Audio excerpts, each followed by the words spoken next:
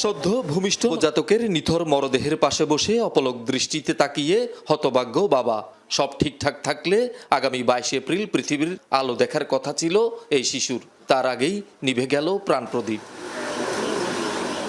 স্বজনদের অভিযোগ, পারিবারিক কলহের জেরে বুধবার রাতে মেয়ের স্বামী ও তার পরিবারের লোকজনের এলোপাথারি কিল ঘুষি ও লাথিতে দিনমজুর সেলিমের গর্ভবতী স্ত্রী বিবি ফাতেমার পেটে আঘাতপ্রাপ্ত হয়। হাসপাতালে নিলে একদিন পর মৃত কন্যা শিশু ভূমিষ্ঠ হয়। মারধরের কারণে পেটেই নবজাতকের মৃত্যু হয় বলে দাবি স্বজনদের।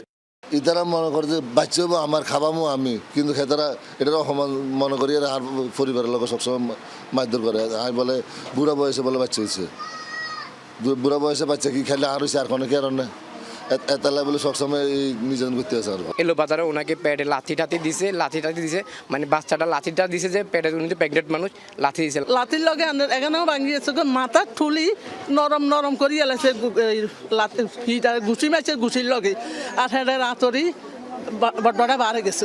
মারধরের কারণে আঘাত পাইছে, ভিতরে বেশি আঘাত পাইছে, এই কারণে বাচ্চা মারা গেছে। আহত ফাতেমা এখনও চট্টগ্রাম মেডিকেল কলেজ হাসপাতালে চিকিৎসাধীন। এমন হৃদয় বিদারক ঘটনায় হতবাক এলাকার মানুষ। ঘটনার সুষ্ঠু বিচার ও জড়িতদের দৃষ্টান্তমূলক শাস্তি দাবি করেন তারা। অভিযুক্ত শাহিনের বিরুদ্ধে অভিযোগ দিতে খুলশী থানায় গেলেও পুলিশ ব্যবস্থা নেয়নি বলে অভিযোগ করেন ভুক্তভোগীরা। নিকৃষ্ট ভাষায় বলা যায় যেরকম জঘন্য এরকম ঘটনা কখনোই হয় নাই পৃথিবীতে, আমি এটা জানি। বাচ্চাটা আর কয়েকদিন পরে দুনিয়াতে আসতো, এর আগে এরারে মারি ফেলছে। আমার বাপের এদিকে রক্ত পড়তেছে আর কি, কেন জখম হয়েছে আর ঘরের মধ্যে রক্ত ফোটা আর কি। গত এই কলসি দিয়ে আমার মার পেট বেড়া জোরে জোরে মারছে, এদিকে ফুলে গেছে। বলতেছে যে আপনারা যদি পারেন পারিবারিকভাবে জিনিসটা সমাধান করে ফেলাইতে পারলে এখানে ভালো। আর থানাতে এত গ্রাহ্য দিতেছে না আমাদের কথাগুলো। এদিকে ঘটনার পর থেকেই পলাতক অভিযুক্ত লোকজন। তবে মারামারির কথা স্বীকার করেন শাহিনের দাদি। এমনি মারামারি হয়েছে, ঘরের ভিতরে মারামারি হয়েছে অনেক। কে মারছে কে কিরছে এটা তো বাদিছে ও দেখি নাই।